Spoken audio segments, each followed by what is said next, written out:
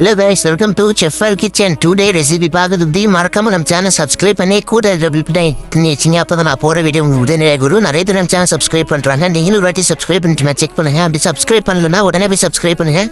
அப்போ தான் எங்களுக்கு ஒரு மோட்டிவேஷனாக இருக்கும். சரி வாங்க இன்றைக்கி உள்ள வீடியோவில் போமா. இன்றைக்கி பைனாப்பிள் கேசரி ஒரு 10 பேர் வீட்டில் செய்கிற மாதிரி பார்க்க போகிறோம். சரி ரவா ஒரு 500 கிராம், பைனாப்பிள் ஃபைன் சாப் பண்ணி ஒரு 500 gram, sugar 900 gram, water 1 litre, milk 250 ml, ghee 250 ml, cashew nut 75 gram, saffron optional தான். இன்னும் உங்களுக்கு எவ்வளோ இருக்கோ அதில் வந்து நார்மலாக போட்டுங்க.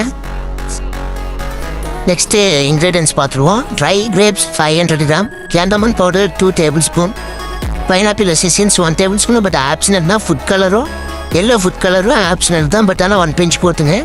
அடுத்து ப்ரிப்பரேஷனை பார்த்துருவோம். ஃபஸ்ட்டு பைனாப்பிளை வந்து நெய்யில் தனியாக வறுத்து எடுத்து வச்சுருங்க. அப்போ ஆஃப்டர் கேஷ்நட்டும் தனியாக எடுத்து தனியாக வச்சுங்க. அப்புறம் ஒரு கடாயில் ஆயிலும் கீயும் ஆட் பண்ணுங்க. ஆட் பண்ணிவிட்டு நல்லா சூடாகிட்ட பிறகு அது கூட ரவை ஆட் பண்ணுங்கள். நீங்கள் தண்ணியில் ரவை ஆட் பண்ணிங்கன்னா உங்களுக்கு கெட்டி பிடிச்சிடும். அது எந்த ரொம்ப இதாகவும் இருக்கும், உதிரியாகவும் வராது. நீங்கள் தனியாக ஃப்ரை பண்ணிங்கன்னா அப்படியே ஃப்ரை பண்ணிவிட்டு அது கூட வாட்டர் மிக்ஸ் பண்ணிடுங்க. வாட்டர் மிக்ஸ் பண்ணிங்கன்னா 1 லிட்டருக்கு வந்து 1 லிட்ரு, இப்போ அரை கிலோவுக்கு 1 லிட்டர் தண்ணி கம்பல்சரி வைக்கணும். கம்பல்சரி வச்சுட்டு அது கூட ஒரு 250 ml பால் ஆட் பண்ணிடுங்க. பால் ஆட் பண்ணிவிட்டு நல்லா மிக்ஸ் பண்ணுங்கள். நல்லா மிக்ஸ் பண்ணுங்கள். கெட்டி உள்ள அந்தளவுக்கு வராது. பைப்பில் வந்து அந்தளவுக்கு கெட்டி உள்ளது. தனியாகவே செய்யலாம். நல்லா மிக்ஸ் பண்ணுங்கள். அது கொஞ்சம் தண்ணி உயிர டைமில் நீங்கள் பைனாப்பிள் ஆட் பண்ணிடுங்க. நம்ம ஃப்ரை பண்ணி வச்சுக்கிற அந்த பைனாப்பிள் வந்து லைட்டாக தான் ரோஸ்ட் ஆகுங்க. ரொம்ப ரோஸ்ட் ஆகக்கூடாது. லைட்டாக குக் ஆனால் போதும்.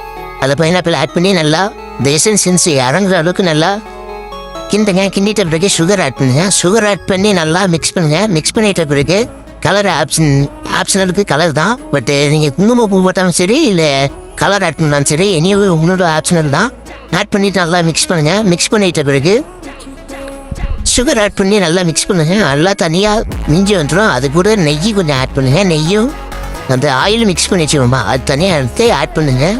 நல்லா ரொம்ப மிக்ஸ் பண்ணக்கூடாது. நெய் ஊற்றிட்ட பிறகு ரொம்ப மிக்ஸ் பண்ணாதீங்க. நார்மலாக மிக்ஸ் பண்ணி விட்டு நல்லா பரவாயில்ல மிக்ஸ் பண்ணி விட்டு ஒரு மூடி வச்சு மூடிட்டு ஒரு 5 நிமிஷம் ஸ்லோ ஃப்ளேமில் 5 மினிட்ஸ் வச்சுருங்க. வச்சு முடிச்சுட்டு பிறகு அப்படியே கேஷ்நட்டை மேலே தேடி விட்டு லைட்டாக கிண்டி விட்டு மிக்ஸ் பண்ணிவிட்டு கேண்டமன் பவுடரும் இதை போட்டு மிக்ஸ் பண்ணிவிட்டு லைட்டாக அதை கிண்டிங்கன்னா பூ போல்